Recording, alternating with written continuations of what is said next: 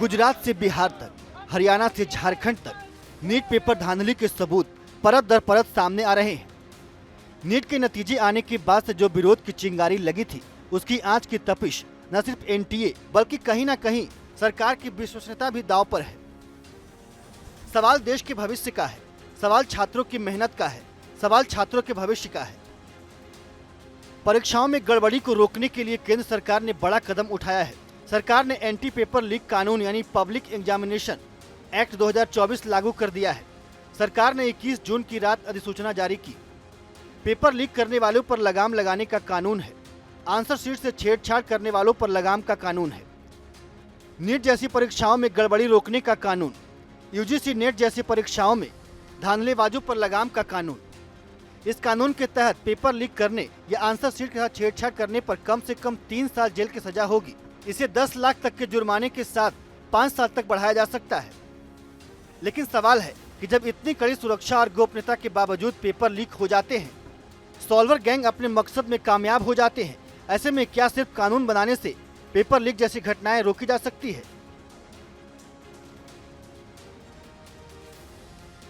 Anti paper leak कानून को बनाते वक्त सरकार ने इसका भी ध्यान रखा है कि कोई भी परीक्षा या पेपर लीक बिना सरकारी अफसर के मिली भगत से नहीं हो सकता।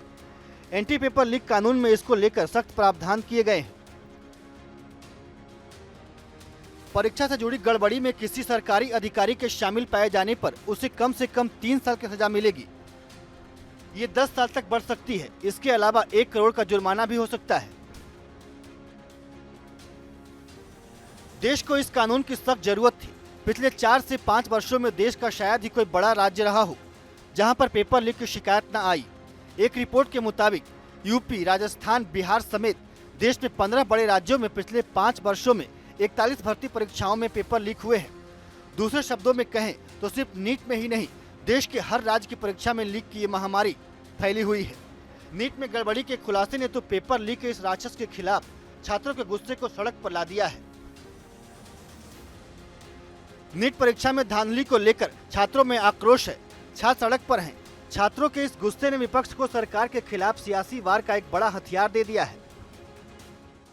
सड़क से संसद तक हम आपके साथ खड़े हैं। 24 लाख स्टूडेंट से मैं कहना चाहता हूं, आप अकेले नहीं हो। पिछले 7 साल में 70 बार पेपर लीक हुआ है और 2 करोड़ युवाओं को पेपर लीक से नुकसान हुआ है। एक साथ हम ये लड़ाई लड़ेंगे और ये लड़ाई जीतेंगे।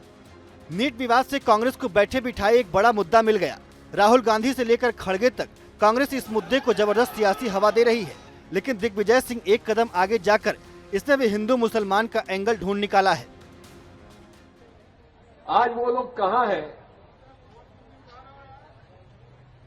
जो हिंदुओं के संरक्षण का ठेका लिए हुए हैं? अब 14 लाख में से कितने मुसलमान होंगे जिन्होंने एग्जाम दिया होगा? 5%, 10%, बाकी सब तो हिंदू हैं। क्या हिंदुओं के साथ अन्याय नहीं है? क्या हिंदुओं के बच्चों के साथ अन्याय नहीं है? नीट विवाद छात्रों से जुड़ा मुद्दा है, लेकिन इसको लेकर विपक्ष अपने सियासी हित साधने में लगा हुआ है। लेकिन एक बड़ा सच ये भी है कि नीट में धांधली की परत जैसे जैसे खुल रही है, एनटीए जैसी संस्था को लेकर भरोसा डगमगाने लगा है। नतीजे के आने के बाद से ही छात्र एनटीए के खिलाफ सड़क पर उतर आए हैं। सुप्रीम कोर्ट में लगातार इस पर सुनवाई भी चल रही है, अभी भी जारी है। 8 जुलाई को इस पर कोई बड़ा फैसला आ सकता है। लेकिन बिहार पुलिस के हाथ जब इस लीक कांड से जुड़े सबूत मिलने लगे तो एनटीए बैकफुट पर आ गया। नीट परीक्षा में धांधली न होने के एनटीए के सारे दावे धरे के धरे रह गए। बिहार और गुजरात से नीट केस में गिरफ्तारी के बाद जो खुलासे हुए, जांच में जो सबूत हाथ लगे, सरकार ही नहीं विपक्ष को भी अपनी चपेट में ले लिया। बिहार की आर्थिक अपराध शाखा इस मामले की जांच कर रही है। जिन सेंटर्स पर नकल के आरोप लगे हैं, जिन छात्रों के ऊपर आरोप लगे हैं, यूडब्ल्यू उनसे सवाल जवाब कर रही है। यूडब्ल्यू ने प्रीतम यादव को भी हाजिर होने का समन भेजा है। प्रीतम यादव बिहार के पूर्व डिप्टी सीएम तेजस्वी यादव के निजी सहायक बताए जा रहे हैं। नीट के इस केस में प्रीतम यादव की भूमिका लगातार संदेह के घेरे में है। इस बीच बिहार पुलिस के हाथ 2 और बड़े सबूत लगे हैं। बिहार पुलिस की जांच में चिंटू और पिंटू नामक 2 अन्य अभ्यर्थियों का पता चला है। जांच में यह निकलकर सामने आया है कि चिंटू के पास सुबह 9 बजे परीक्षा के दिन प्रश्न पत्र आ गया था। 5 मई की सुबह करीब 9 बजे चिंटू के मोबाइल पर प्रश्न पत्र और इसका उत्तर आया। चिंटू के साथ मौजूद पिंटू ने अपने प्रिंटर से प्रिंट निकाला और छात्रों को दे दिया। बाद में प्रिंटर लेकर पिंटू वहां से चला गया। चिंटू नालंदा के गुलहरिया बिघा का रहने वाला है। पिंटू नालंदा के हिलसा के पटेल नगर का रहने वाला है। चिंटू और पिंटू दोनों संजीव मुखिया के करीबी भी हैं। तो सबसे पहले इसका जिक्र 4 मई को हुआ था, जब गिरफ्तारी हुई थी। उसके बाद अनुराग यादव ने चिंटू और पिंटू नामक 2 व्यक्ति का नाम जरूर लिया था, लेकिन कई दिनों बाद आर्थिक अपराध इकाई ने इस दोनों नाम को कहीं ना कहीं दबा दिया था। लेकिन अब फिर से ईओयू के जांच में ये 2 नाम जो है वो सामने आए हैं। अब इस दोनों नाम की तफ्तीश जो है वो ईओयू कर रही है। नीट परीक्षा में धांधली के जांच का दायरा झारखंड तक भी पहुंच गया है। सूत्रों के मुताबिक नीट का पेपर लीक कहां से हुआ इसका पता चल गया है।